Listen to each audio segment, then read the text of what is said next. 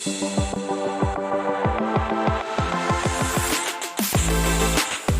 आज से हम आपके सामने चैप्टर वाइज कक्षा 10 की जो मैथ है उसको हम प्रश्नावली से वीडियो बना के आपको देते रहेंगे। आप सभी का सपोर्ट से बहुत आगे तक हम इस चैनल को अपने ले जाएंगे। चलते आज समय को ना वेस्ट करते हुए हम आज पहले चैप्टर की खाली ओनली थ्योरी पे फोकस करेंगे, क्योंकि थ्योरी ही पूरे चैप्टर को मेन होता है। अगर थ्योरी तुमने इस चैप्टर की पूरी अच्छे से पढ़ लिया तो कोई भी क्वेश्चन करने में तुम्हें प्रॉब्लम्स नहीं होगी। तो आज आते हम अपने टॉपिक पे, वास्तविक संख्याएं क्या होती है। चैप्टर का जो नाम है वास्तविक संख्याएं। वास्तविक संख्याएं होती क्या हैं? Real number.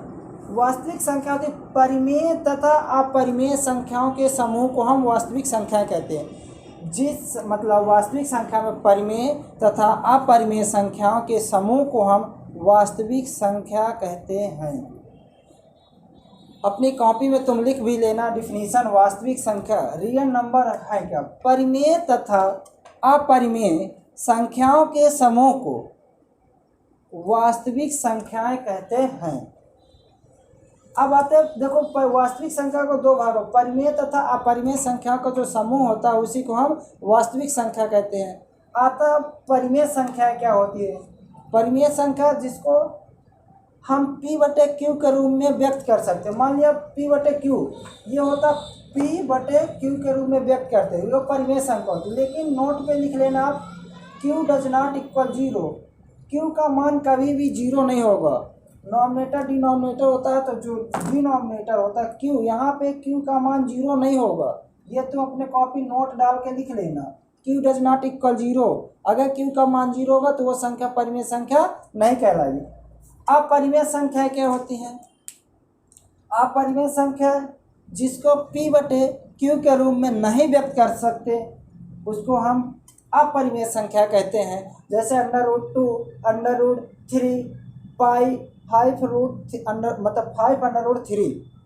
देखो, अब तुम्हारे दिमाग में यह आता है कि सर जी पाई का जो मान होता है, मैं यहाँ पे समझा रहा हूँ, पाई का मान होता है 22/7।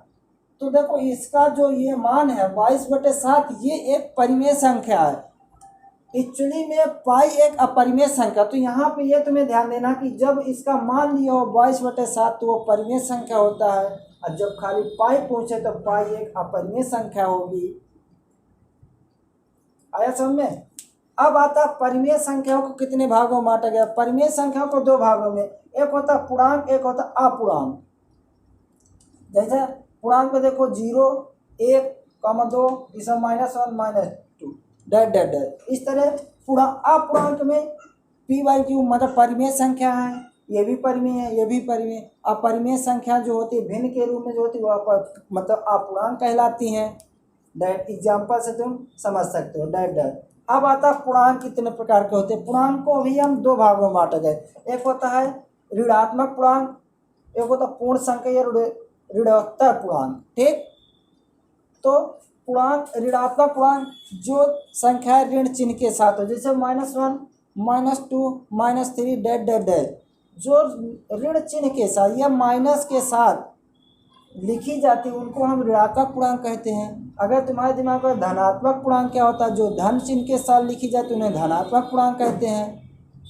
तुम लोग अगर पूर्णांक को अभी संख्या रेखा पे डिवाइड करते हो तो एक तरफ, जैसे मान लिया मैं एक बार इसका एग्जाम्पल सब, ये है पूर्णांक, यहाँ पे 0 लिखते हैं, यहाँ पे धनात्मक मतलब धन 1, धन 2, इधर -1, -2। तुम्हारे दिमाग का कि ये सर धनात्मक पूर्णांक का, ये ऋणात्मक पूर्णांक है। ठीक, तो यहाँ पे हम पूर्णांक को अभी ऋणात्मक और पूर्ण संख्या ऋणोत्तर पूर्णांक में, क्योंकि अब यहाँ से जब हम पूर्ण संख्या 0 से स्टार्ट हो, 0, 1, 2, 3, 4, 5। ठीक, अब जब हम इसको शून्य लिखिए, अब पूर्ण संख्या को दो भागों में बांटा गया। शून्य एक प्राकृतिक संख्या मतलब धनात्मक पूर्णांक। यहाँ से ही हमें ये समझ में आया कि ये जो शून्य है ये एक हमारी पूर्ण संख्या है, ये हमारी प्राकृतिक संख्या +1 +2 मतलब प्राकृतिक संख्या नेचुरल नंबर क्या होती है? 1, 2, 3, 4, 5, 6 इनफाइनाइट अनंत। 1 से स्टार्ट होती हैं नेचुरल नंबर, इन्हीं को हम धनात्मक पूर्णांक कहते हैं। ये यहाँ पे धनात्मक पूर्णांक, अब आया धनात्मक। तुम डायरेक्ट पूर्णांक को मतलब हम पूर्णांक को डायरेक्ट नहीं कि ऋणात्मक पूर्णांक और धनात्मक पूर्णांक इसलिए नहीं लिख पाएंगे क्योंकि जब हम भी पूर्णांक को डिवाइड मतलब वो परिभाषित करते तो संख्या रेखा पे बीच में आता 0, इधर होता +1 कॉमा प्लस का 2, इधर -1 माइनस का 2। देखो इधर तो हम धनात्मक होगा, इधर ऋणात्मक, लेकिन ये जो बीच में शून्य बच जाएगी ये एक हमारी पूर्ण संख्या है। शून्य क्या होती है? पूर्ण संख्या। शून्य हमारी क्या है? पूर्ण संख्या। इसलिए हमने पूर्णांक को ऋणात्मक और पूर्ण संख्या में पहले डिनोट किया, पर फिर पूर्ण संख्या को शून्य और नेचुरल मतलब प्राकृतिक संख्या में परिवर्तित वो किया।